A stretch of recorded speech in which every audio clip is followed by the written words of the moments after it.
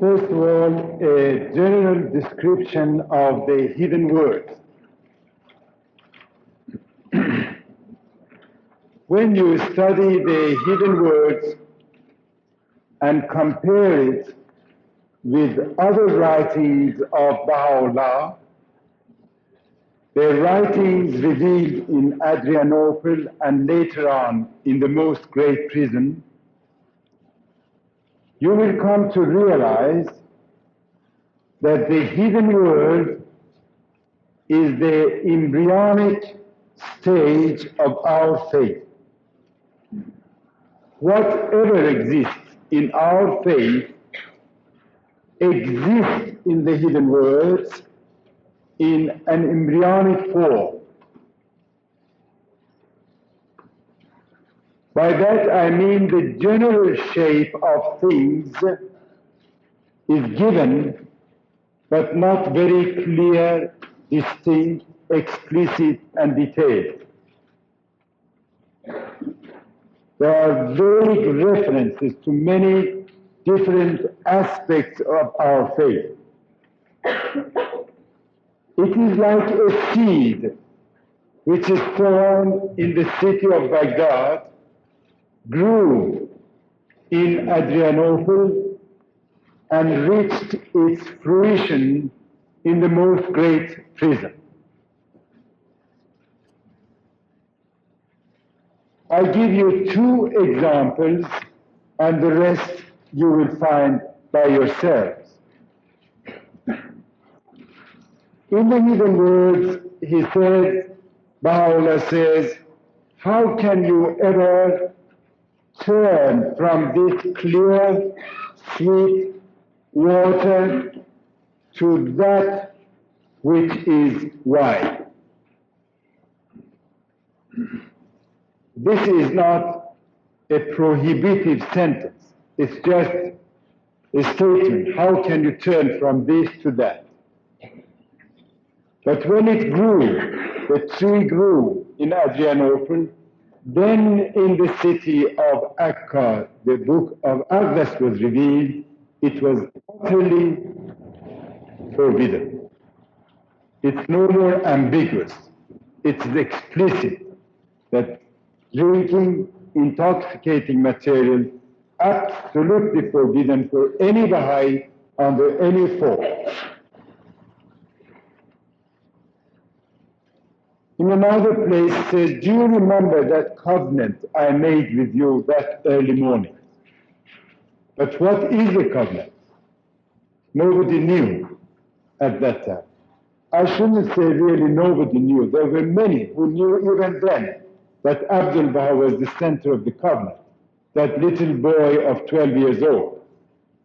There were many who knew that, but the others did not know. It was an ambiguous covenant. But in the city of Akka, he revealed in the book of Agnes all that is known to you in the books and writings refer to the most great branch. He made it definite, explicit, and the person was introduced.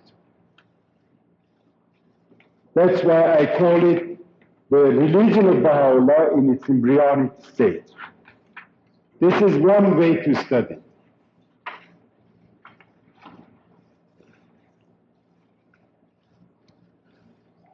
The hidden words, to me, is a very glorious sunrise in a beautiful forest.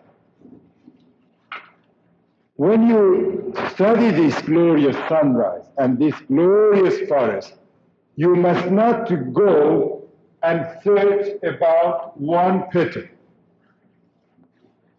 You will never realize the glory of it, the immensity and majesty of it. You will lose the sight of the whole beautiful, glorious sunrise. Therefore, you keep as far away from it till you can see the whole view in front of you, very clearly, full of colors, full of beautiful references. When you go away from it, you will find it is a well-defined, divided plan of life for man. The lines are beautifully drawn. The roads are perfectly paved, but on condition that we will not pay attention to little words here and there. At the beginning, this is the mistake many of us do with all the writings. We stick to one sentence. And we stick to it accompanied by doubt, though we are believers of 20 years. You see, this is where we fail. Now, when you stand at a distance, you will look at it, you will find that the hidden word is a contract between Bahá'u'lláh and man.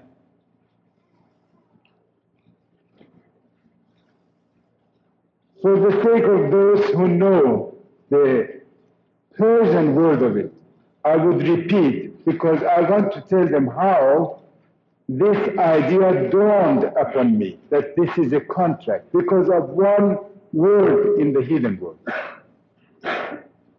This is my first counsel. In Persian or in Arabic, what he says is the origin of the word contract in the Arabic language. في أول القول قول مقابلة means contract. في أول contract مباشر. This suggested the idea of this contract between Baha'u'llah and man for a spiritual journey that man is destined to go through and reach the ultimate aim and goals of his life. Now, if you have a piece of paper or some pieces of paper, please, if you have some, on each one of them write one title. The first one will be, why is man chosen for this spiritual journey, not other created things in the whole universe?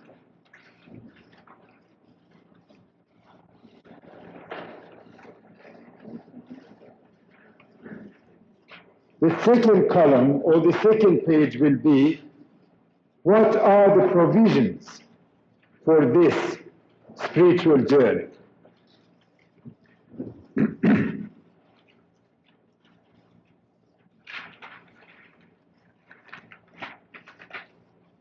Now, when man, accompanied by Baha'u'llah, enters the road, he will find it the most beautifully arranged road, where there are red signs through which we must not pass, red lamps, and there are green lamps through which we are allowed to go.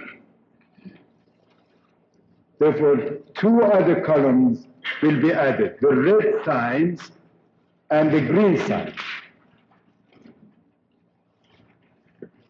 And the last one, what is the ultimate aim? What do we obtain? Where do we reach? What are the results of this spiritual journey? Therefore, we have 5 columns or 5 pages. First, why is man chosen for this spiritual journey? Second, what are the provisions? Third, the red lights. Fourth, the green lights. Fifth, the results. If you like to change the places of the red lights and green lights, it's according to your own taste. Which one you choose?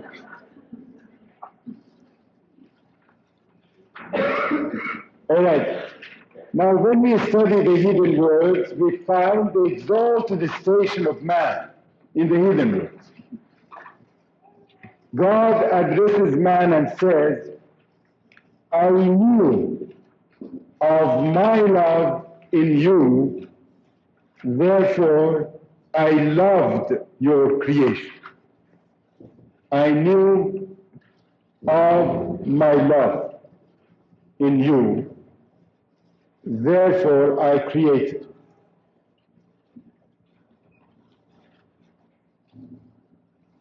This is one of the reasons why man is chosen. Please, when you study the writings of the beloved Master, you will find one very interesting point.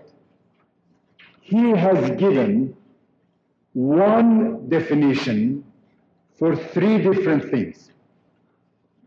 You will find it, please. Definition of science, of religion, and of love. It's extremely important for us to study this definition. This definition is given in some answered question, where he says, what is religion? And then he defines. The same definition is given for love and the same for science. When we gather together in the form of discussion group or anything else, let's discuss with each other. Why one definition for three different things? You will come to understand that these three things, if they are followed in their true sense of meaning and word, the three of them will bring you to one end. They're the same words bringing you to the same end.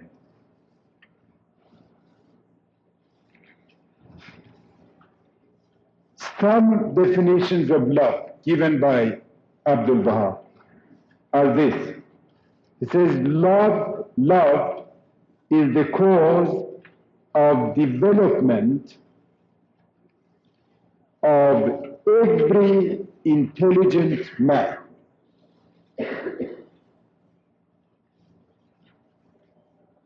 If there is an intelligence in man, love will be the cause of its growth. Love is the greatest law in this vast universe of God. There are many laws in the universe, many laws of nature, but this is the greatest law commanding the whole universe. Without it, universe will go in pieces.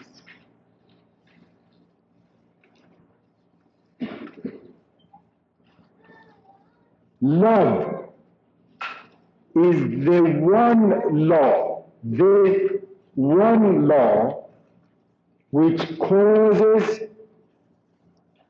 and controls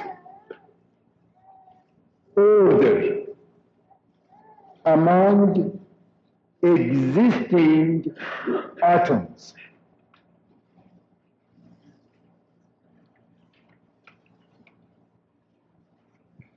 Yes, please. Shall I repeat? I hope I'll repeat the same thing. Love is the one law which causes and controls order among the existing atoms. By these examples, we will come to understand how the treasures of Baha'i literature is full of such gems that the young, aspiring, ambitious, newly enrolled believers especially, with their enthusiasm, should try to find, to collect them together, like a jeweler who puts the same jewels around a certain diamond to make beautiful designs. Then Baha'u'lláh addresses man again and says, you are my fortress. You are my fortress. You are my lamp. You are my light. My glory. My dominion, my garment.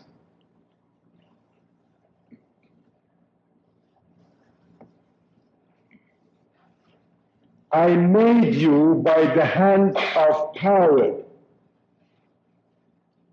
I made you by the hands of power.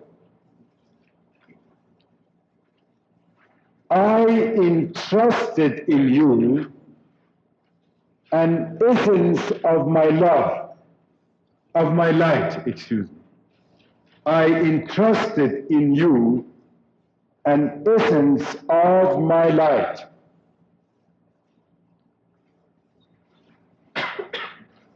I created you rich and exalted. I created you rich and exalted.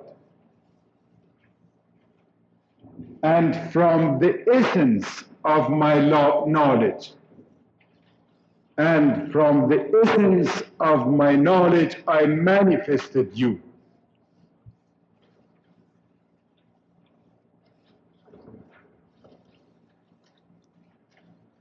These are some of the references in the hidden words by the exalted pen of Baha'u'lláh addressed to man.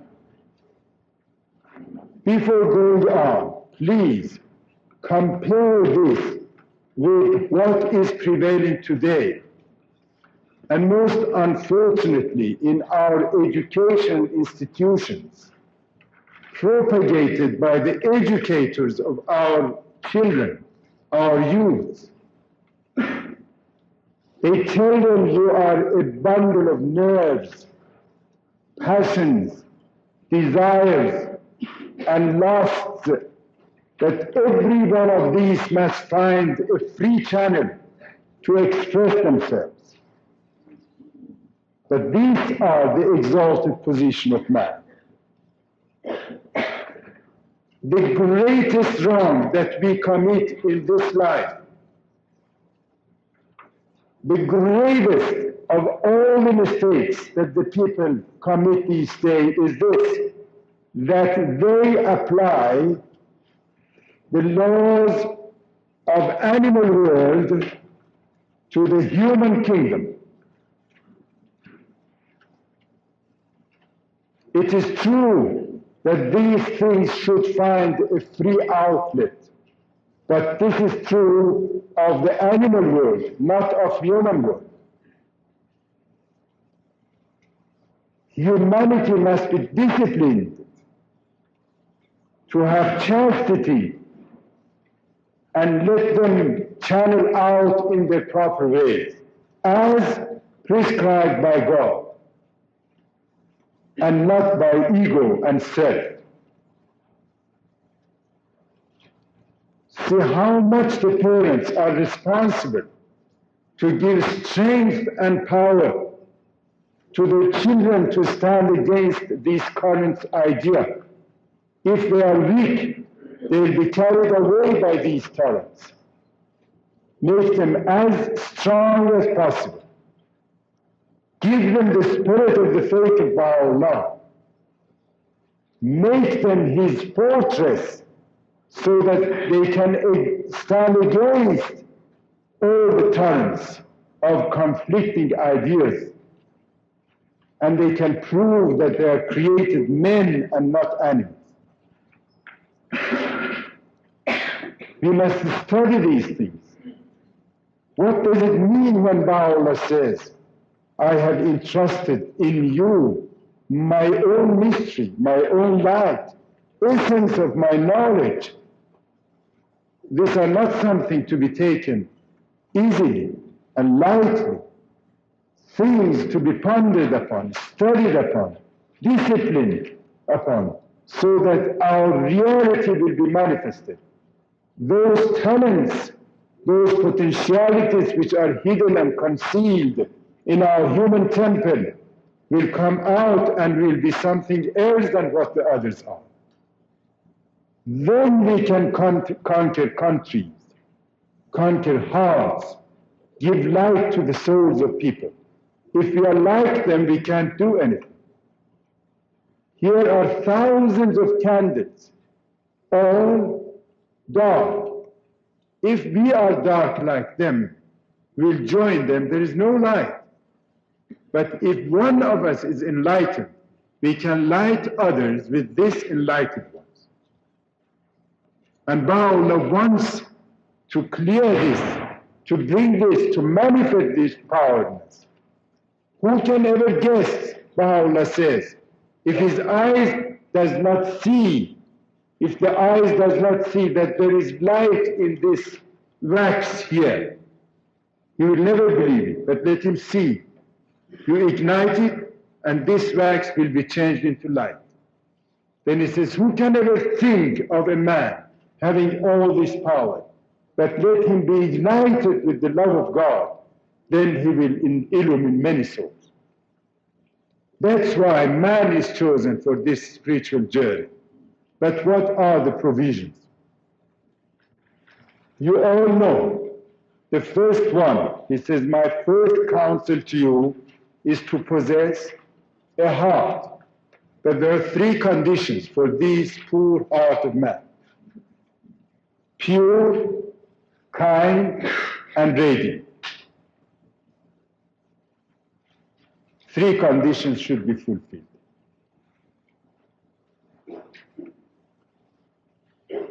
Then it will be a man's heart. Abdul-Baha has explained it in the most beautiful way. No one can do it better than to repeat the example of Abdul-Baha. He says, suppose this is a container of milk. Milk in itself, he says, is a good nourishment for children and for the grown-up. From this milk, many things are produced: butter, cheese, yogurt, and 7, 8 other things, till something in Persia which they call qaragurut. We don't have it here, do we? No. 7 or 8 other things are produced from. Now, he says this is a pure heart. The pure heart, when he serves for the cause of God, itself is a good nourishment for the cause, and from it many other things will be produced. Now he says, pour into this milk a drop of vinegar. The milk itself will be spoiled and nothing will be produced. That drop of vinegar in our soul is our ego. If we bring our ego in our services to Baha'u'lláh, to his cause, nothing will be produced.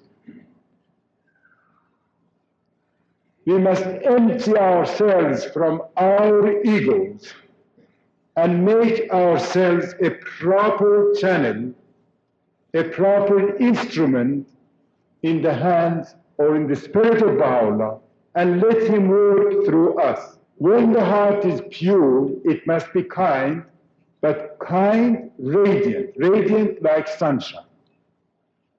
Means overall, without any discrimination, without any prejudice. It is a spiritual practice. This was the greatest praise that Abdul-Baha could give to Abul Fath. It's very easy to forget this little word I, and then we'll be relieved from it once and for all. And then our services will be productive. When the heart is pure, it must be kind, but kind, radiant, radiant like sunshine. Means overall, without any discrimination, without any prejudice.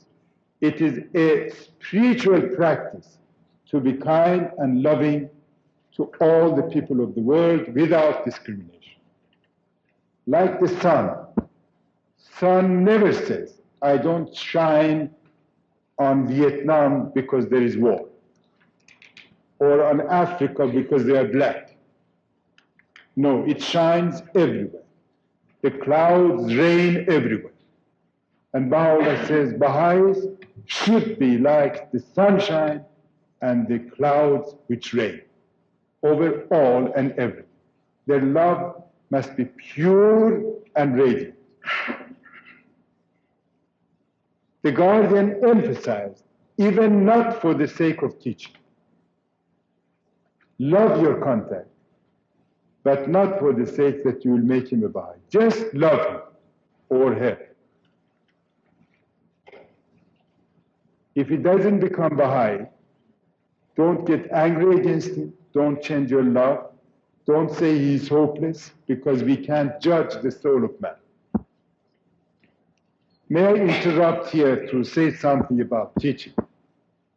I'm extremely sorry that because of this material comfort and speed which exists in Europe and many other parts of the world, many of our Baha'i friends have taken the same attitude in teaching. I'll give you an example, then perhaps it will be illustrated, what I have in mind.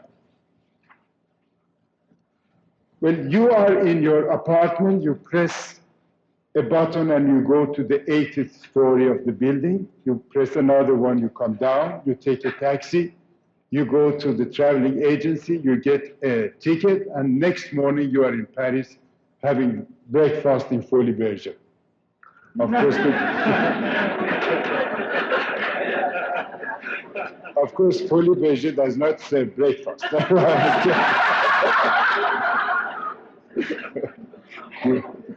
All right. All these things are done within 24 hours and in the quickest, speediest way. And we believe when we have a contact sitting in front of us, his heart also has a button, we press it, and push in the book of Iran, and next day we stare into his eyes and have the card in hand for him to start. This is what happens. If he doesn't, then he's hopeless. We believe he's hopeless. The guardian said, you love your contact, be patient with him, and be wise. And never change your attitude, because you can never judge the soul of man. You are dealing the soul of man, not something material. The response of the soul of man is different in different places.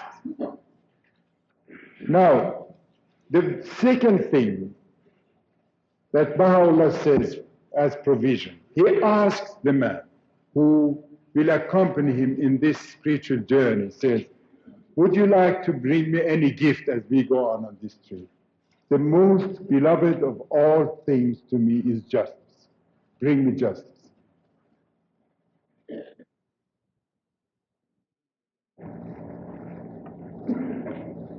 Then he tells him, as we go along this journey, if you want to be always happy, you must be very close to me, walking close to me. But the moment you keep away from me, you will be drowned in oceans of sadness. These are the other provisions.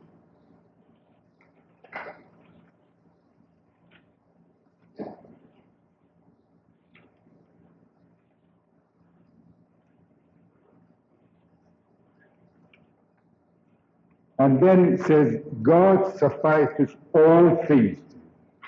Don't go after anything else.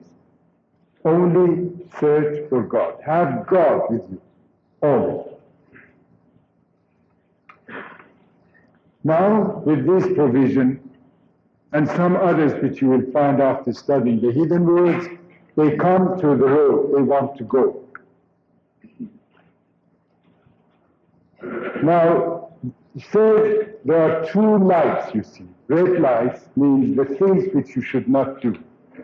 As they walk, he says, first, you must deny your ego. Always we come back to the same enemy that we have, ego. Comfort is not created for you.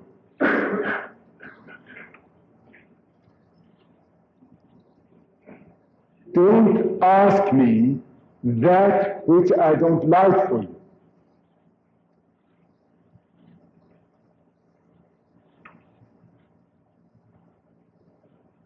Please, I want to explain this through another tablet of Baha'u'lláh. It says, never insist in your prayers on God that you want something.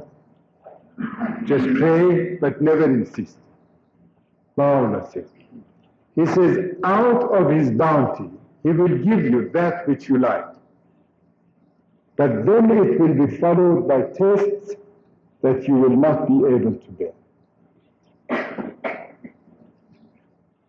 Never insist. Then he gives an example. He says, a father has a glass of water, something liquid in his hand. Child thinks it is a sweet drink. Father knows it's poison, it's quinine, it's bitter. Child insists he wants a little bit of this. Then Baha'u'lláh says, then the father is obliged to have a little bit of a spoon and put it at the tip of his tongue, the bitterness of which he will never be able to suffer. Therefore he says, don't do it, just pray.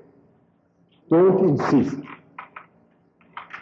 If he gives it to you, all right. If he doesn't, don't insist.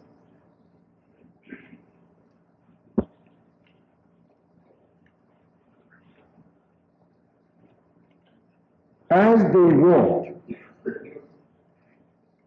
they walk together, this spiritual man who wants to tread this path, hand in hand with Baha'u'lláh, now he has become a little bit familiar with his companion, Baha'u'lláh, and says something which is beyond his limit.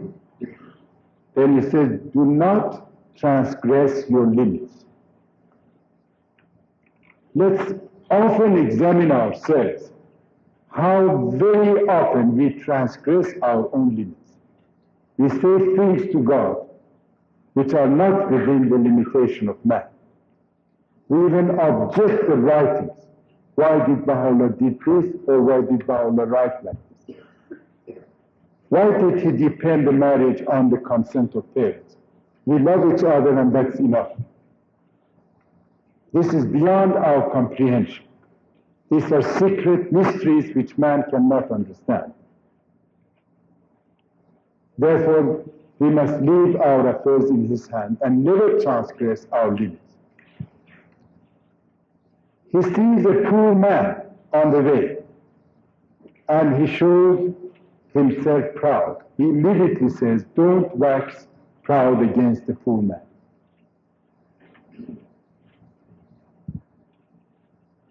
Now he becomes very familiar, and he starts to talk, to gossip, to backbite.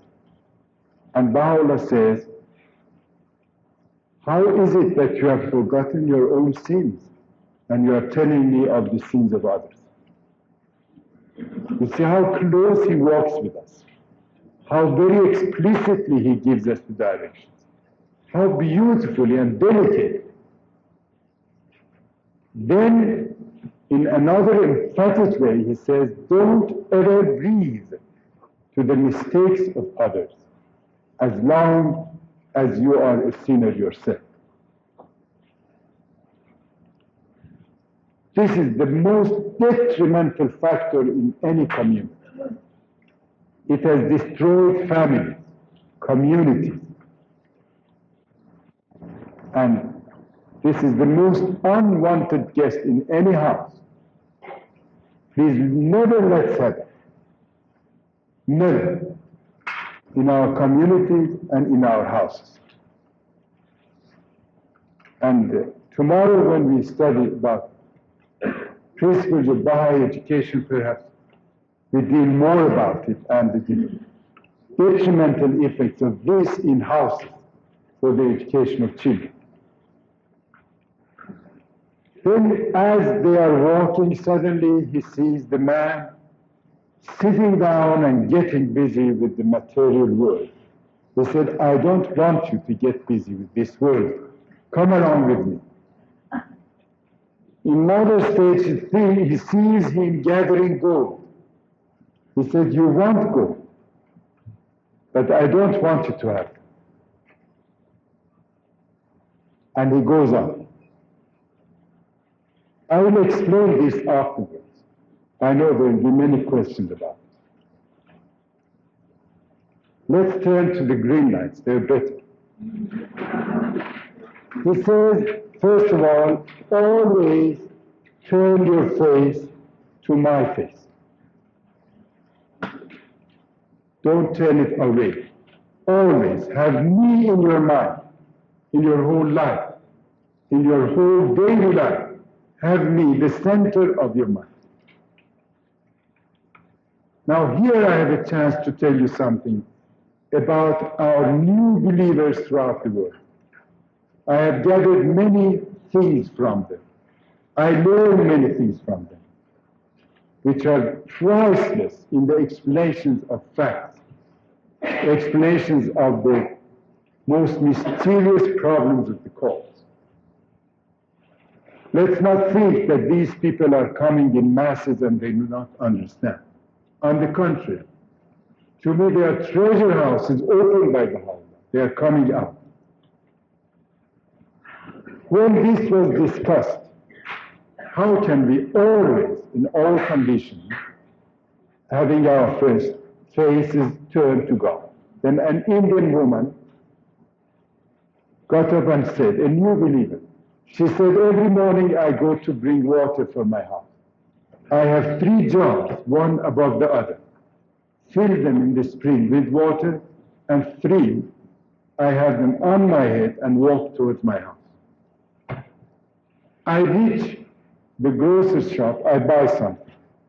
I reach my friend, I asked him about his house, about his children, and so on. I reach a woman, I start talking. But as I do all these things, I keep the equilibrium of 3 jars on my head. I never let them go. Do the same thing with God, it will be easy. Could this be explained in a better way? I don't think so. Then he said, see your accounts every day. See your accounts every day. See what you have done every day. In the life of our beloved guardian, we will find even as a child, when he played during the day, suppose he had hit somebody, just by mistake, his father and mother said, he would never go to sleep as a child, unless and until he would go to the house of that boy and make him happy. And then he would go to sleep. This means that we must see these things, detailed things that we have done. Baha'u'lláh himself says, if somebody was sad because of me, I could never go to sleep unless I would make him happy.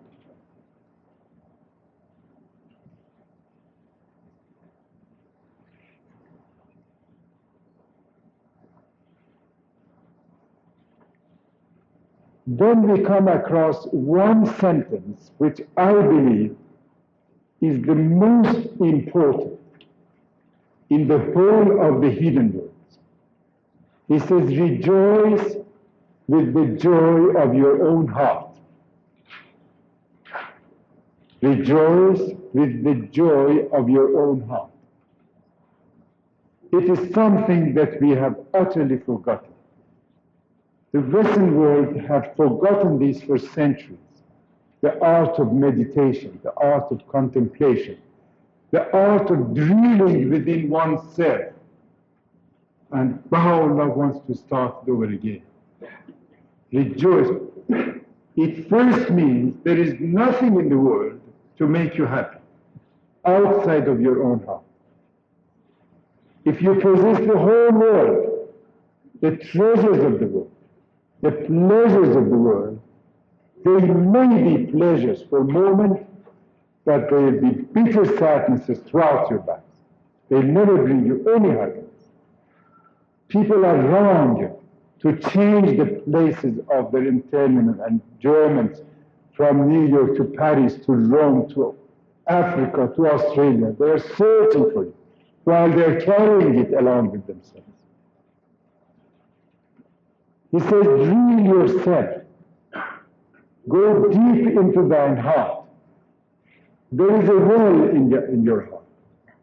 Then it will spring up. The water of joy, constant stream of joy, will be flowing from your own heart. Nothing will stop it, and nothing will be able to give you except yourself. This is done by spiritual exercise of all these things. Abdul-Baha says the story of one of the prisoners in Aqqa. A prisoner who had been with Bahá'u'lláh in the most great prison. He said he had a small rug, this much, a tin samovar. Samovar is something by which they boil water, but it was made of tin. And one cup, and a teapot. He said every afternoon he would sprinkle water somewhere, and sweep it and sprinkle it, then spread his rug and bring his samovar, let the water boil. He said, listen to how it boils, better than any day, better the whole things in the world. The weather is most pleasant, the weather of Aqqa, which was most stinking in those days. So the most pleasant of all the world. And then he poured tea for himself. Abdul-Baha said he held the cup, looked at the color. So how beautiful. I'd never tea as beautiful as this. Every day his tea was better than the previous one. And he would drink it with all sorts of happiness and gratitude and praise to God for one cup of tea, which he had made.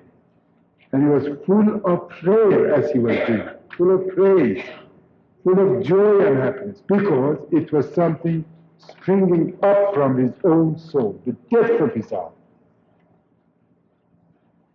Now I saw in a place, in an antique shop, some cups.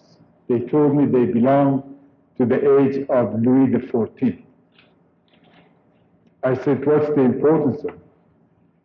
The owner of the shop said, it costs $22,000, 6 of them. I said, any fool buys this from you? He said, many fools hire them from me. I said, how? What's the idea? He said, I have already gained more than this from you. Somebody invites a group of his friends and he boasts and says, I'm giving you tea in the cups of Louis XIV. Just think the lowness, the baseness of people's ambition. Millions of children are dying of starvation, are deprived of education, of everything in life. And then $2,000 is paid for one afternoon to hire these cups, to gift it to some few people who, going out, will make fun of. You know all this better than I do. Rejoice with the joy of your own heart. Then he says, whatever you do in your life, let it be for the majesty, for the glory of my cause. Then I'll glorify you in the kingdom of God. Never belittle my cause. Belittling the cause of God is to compare it with man-made plan.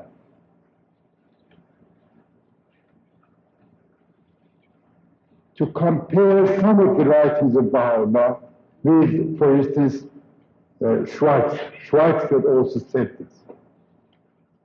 How short-sighted many of us are. Abdul-Baha said this, and then a Baha'i tells me, it's very interesting, Einstein says also the same thing.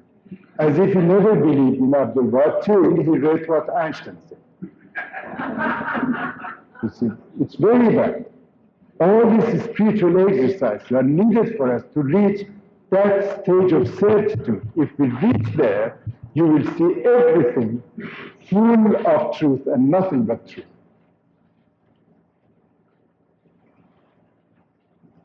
Now, when we pass through all these roads, what will be the result of our journey? Baha'u'lláh says, then you will all walk on one earth.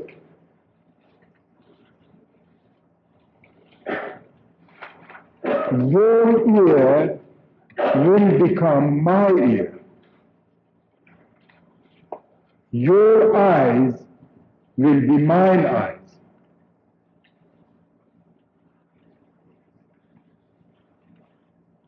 From every atom of your existence, your deeds, your words will the signs of the unity of God be manifested.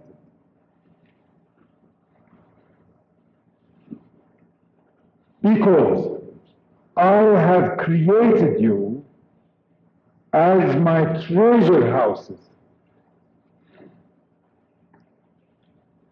I have created you as my treasure houses in which I have deposited the pearls of my mystery and the essence of my knowledge. The